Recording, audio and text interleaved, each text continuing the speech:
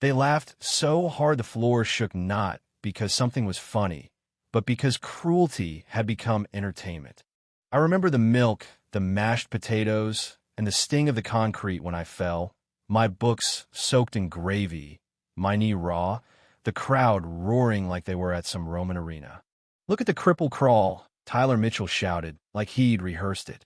His varsity jacket caught the cafeteria light like some twisted crown, and when he grabbed my wrist, twisted until I heard something pop, the phones came up like synchronized weapons. 10 videos, 100 laughs, and all I could think was, they had no idea what they'd just awakened. See, they thought I was prey, just some poor, broken girl living in a rusted-out trailer. But what they didn't see, what they'd never guess, was that I'd been trained from the age of 4 to survive, to fight, and to wait. And sometimes the most dangerous thing in a jungle isn't the beast that roars, it's the one that's learned to stay silent. Until now, I grew up on the outskirts of town in a 70s Airstream, held together with duct tape and prayers. My grandmother, Eleanor, raised me after everything fell apart. Arthritis stole her hands, grief stole her voice, but she was still the strongest woman I knew. My father, Staff Sergeant David Harper, was the one who made me a fighter. Cherokee roots, military blood, he taught me forms older than most wars. We trained in shadows, barefoot at dawn, my body molded by sweat and principle. "Violence is a language," he used to say. "Master it, but speak it only when silence becomes surrender." And then war swallowed him whole. I was 12 when they came 2 officers in uniforms too crisp for the kind of news they brought. My mom unraveled right after, left a note that said, "I'm sorry, you have his eyes." And that was it. By 14, a drunk driver crushed my leg and what was left of my future. I limped, I quieted, I disappeared into baggy hoodies and corridors I didn't belong in. When Grandma's medical bills piled up, I took a scholarship to Preston Elite School, so rich it had chandeliers in the bathrooms and bullies in blazers. I cleaned toilets at night to cover what the scholarship didn't, scrubbing floors where sons of senators wiped their shoes. And in that world, my silence wasn't strength, it was an invitation. Tyler Mitchell, son of a defense contractor, crowned himself my personal tormentor. I became their project, their experiment in humiliation. First, it was acid on my notebooks. Then, trailer trash go home, painted across my locker.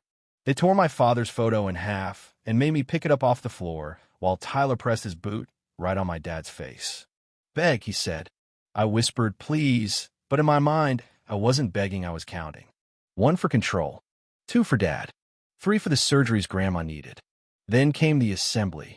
A hidden camera video titled How the Other Half Lives, starring me, scrubbing urinals, living in poverty, my grandmother struggling up the trailer steps. Laughter exploded around me. That was the moment something inside cracked. Or maybe realigned.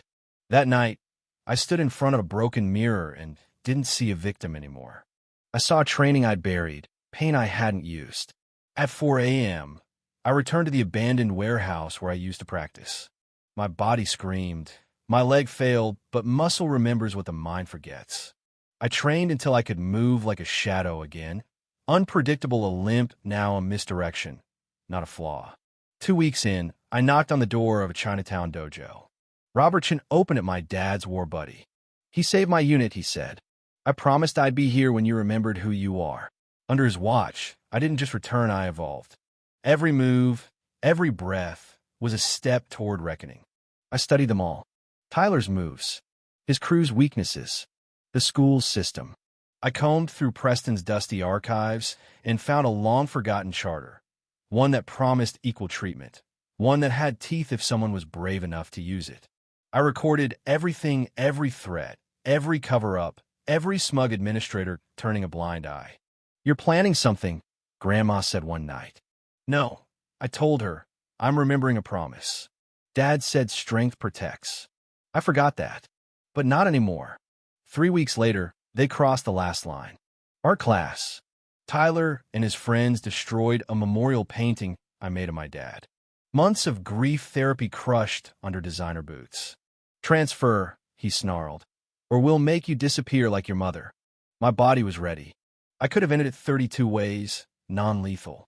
But then I saw Dad's dog tag around my neck. Strength through honor. I picked up the ruined painting and walked out. That night, I started filling out the transfer forms. Then came a video. Robert sent me footage of Dad training Tyler's older brother Michael, who died in combat. Dad's voice echoed in the trailer. A warrior's greatest enemy isn't the one in front of you. It's the darkness that makes you become them. Fight for what's behind you, not against what's ahead. I tore up the transfer form. Tyler's final play came during assembly. I was honored, with a surprise award really just a trap. The projector lit up with videos of me begging, cleaning, crying. "Tell everyone how grateful you are," he sneered, yanking my shoulder. Time stopped. I redirected his force. He slammed to the stage, gasping. I stepped forward. "My name is Madison Sarah Harper," I said. "Daughter of Staff Sergeant David Harper. Granddaughter of Cherokee warriors. And you've made 3 mistakes." I let that sink in. 1. You mistook kindness for weakness. 2. You mistook poverty for worthlessness. Brittany and 2 girls rushed me. I moved like smoke, flowing through their attacks, letting their own weight drop them behind me. And 3. I turned to Tyler, charging again. "You mistook my limp for disability." I pivoted on the damaged leg and threw him clean, controlled, no harm. Just message. I promised my father I'd never fight in anger, I told them.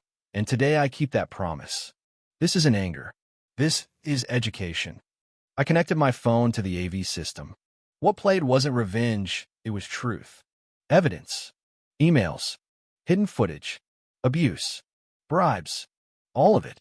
Principal Morrison's signature on every cover-up. "You've turned a school meant for character into a playground for predators," I said. "The state board, media, and FBI already have the files. Good luck with your lawyers." Then I looked at Tyler. "Your brother Michael was a good man. My father trained him. He believed in protecting, not praying. He'd be ashamed of you." Something broke in his face. Not fear realization. I offered my hand. He took it. "I'm not here to destroy you," I said. "That would make me know better. But Preston changes now." That day, the lies ended. 38 minutes later, Morrison resigned. The board announced reforms. Tyler issued a public apology that didn't sound like PR. It sounded like a broken kid trying to rebuild. I was elected student body president. We started a martial arts program, not to teach fighting, but to teach control, confidence, and respect. 6 months later, I stood at that same auditorium as valedictorian. My grandma sat front row, medical bills paid by the lawsuit. My father taught me warriors aren't defined by fists, I said, but by knowing when not to use them. Afterward, Tyler gave me a letter, something his brother wrote about my dad. He looked at me, eyes red. "You could have destroyed me," he said. "Instead, you saved me. I'll spend my life trying to be worthy of that mercy."